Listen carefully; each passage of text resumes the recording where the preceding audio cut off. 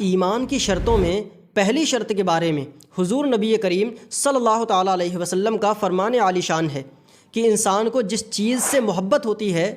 اس کا ذکر بڑی کثرت سے کرتا ہے، اور قرآن کریم میں اللہ کے بندوں کی شان میں کہا گیا ہے والذین یبیتون لربہم سجدا وقیاما، اور وہ اپنے پروردگار کے حضور سجود و قیام میں راتیں بسر کر دیتے ہیں۔ یہ تو محبت کا دعویٰ کرنے کے بعد پہلی شرط کو پورا کرنے والوں کا ذکر تھا، مگر اس کے برعکس کچھ ایسے بھی لوگ ہیں جو محبت خدابندی کا دعویٰ تو کرتے ہیں مگر رات کو غفلت کی نیند سوئے رہتے ہیں۔ ان کی بابت رسول کائنات صلی اللہ تعالیٰ علیہ وسلم نے ارشاد فرمایا کہ وہ شخص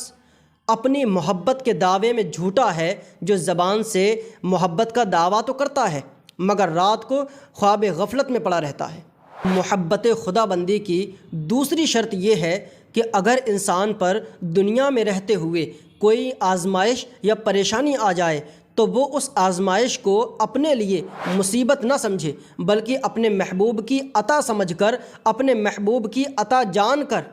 نہ صرف اسے قبول کرے بلکہ اس دکھ اور تکلیف اور مصیبت میں راحت اور لذت بھی محسوس کرے۔ قرآن کریم میں حضرت ایوب علیہ السلام کا واقعہ متعدد بار بیان ہوا ہے کہ وہ سخت جسمانی تکلیف میں مبتلا ہونے کے باوجود اپنی زبان پر کبھی لفظ شکایت نہ لاتے تھے۔ مفسرین اکرام فرماتے ہیں کہ تقریباً 12 سال آپ اس بیماری میں مبتلا رہے۔ ان کی بیوی انہیں یہ کہتی کہ آپ اللہ رب العزت سے دعا کیوں نہیں کرتے کہ اللہ رب العزت آپ کو اس بیماری سے نجات دے دے؟ آپ فرماتے کہ زندگی بھر اللہ رب العزت کی نعمتیں میرے شامل حال رہی ہیں، اب جب اس کی طرف سے تھوڑی سی تکلیف مجھ پر آئی ہے تو بے صبری کا اظہار کرتے ہوئے مجھے شرم آتی ہے۔ 12 سال کے بعد جب اہلیہ نے زیادہ مجبور کیا تو آپ نے اللہ رب العزت کی بارگاہ میں ہاتھ اٹھا کر فقط اتنا کہا انی مسنی الضر وانت ارحم الراحمین، یعنی اے میرے پروردگار مجھے اذیت ہو رہی ہے اور تو سب سے بڑھ کر رحم کرنے والا ہے۔ اللہ اکبر۔ اللہ پر ایمان کی تیسری شرط یہ ہے کہ جب انسان کے دل میں اللہ رب العزت کی محبت سما جاتی ہے تو اس انسان کے دل کا رشتہ ہر اس چیز سے ٹوٹ جاتا ہے جو اللہ رب العزت کی محبت سے دوری کا سبب بنتی ہو۔ اسی بنا پر ارشاد خدا بندی ہے وَتَبَتَّلْ إِلَيْهِ تَبْتِيلًا، اور سب سے کٹ کر اسی کے ہو رہو۔ اس آیت مبارکہ کے 2 معانی ہیں۔ ایک تو یہ کہ اے انسان تو اللہ رب العزت سے یوں محبت کر کہ تیرا دل دنیا کی ہر محبت سے بے پرواہ ہو جائے،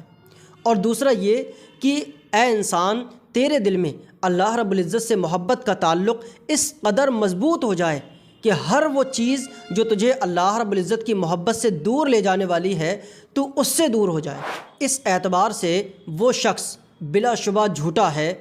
جو شخص محبت خدابندی کا دعویٰ بھی کرتا ہے اور اس کے ساتھ ساتھ دنیا کے اس مال کی محبت میں بھی گرفتار ہے جو اس کو محبت خدابندی سے دور کر دینے والا ہے۔ محبت الہی کا حقیقی تصور سمجھنے کے لیے اطاعت الہی کا محبت الہی سے جو تعلق ہے اس کو سمجھنا نہایت ضروری ہے کہ کس طرح محبت الہی انسانی زندگی پر اثر ڈالتی ہے اور بندہ کس طرح محبت الہی کے شرائط پر پورا اتر سکتا ہے۔ یاد رہے اس کا یہ مطلب ہرگز نہیں کہ انسان ہر وقت خدا تعالیٰ ہی کو یاد کرتا رہے اور سب کچھ چھوڑ چھاڑ کر یاد الہی میں ہی مصروف ہو جائے، اپنے کاروبار کو بھول جائے، اپنی معاشرتی، سماجی، تعلیمی اور دوسری ذمہ داریوں کو بھول جائے۔ اطاعت اور محبت ان دونوں کا آپس میں جو تعلق ہے اس کے بارے میں یاد رہے کہ اللہ رب العزت پر ایمان لانا ہم سے جس محبت کا تقاضا کرتا ہے وہ ہرگز ایسی محبت نہیں جو انسان کو دنیاوی زندگی کے فرائض ادا کرنے سے غافل کر دے۔ یہ محبت کوئی ایسا جذبہ بھی پیدا نہیں کرتی جس سے انسان اپنی معاشی، معاشرتی اور عائلی ذمہ داریوں کو نبھانے سے غافل ہو جائے۔ اس کے برعکس اسلام کی تعلیم تو یہ ہے کہ انسان اپنی عائلی، معاشی، معاشرتی اور مذہبی ذمہ داریوں کو جس قدر دیانت داری اور نیک نیتی کے ساتھ اور اللہ رب العزت کے حکم کے مطابق انجام دے گا، وہ ہی اللہ رب العزت کی اطاعت شمار ہوں گی۔ اس لیے ارشاد باری تعالی ہے، قل ان کنتم تحبون اللہ فاتبعونی یحببکم اللہ، یعنی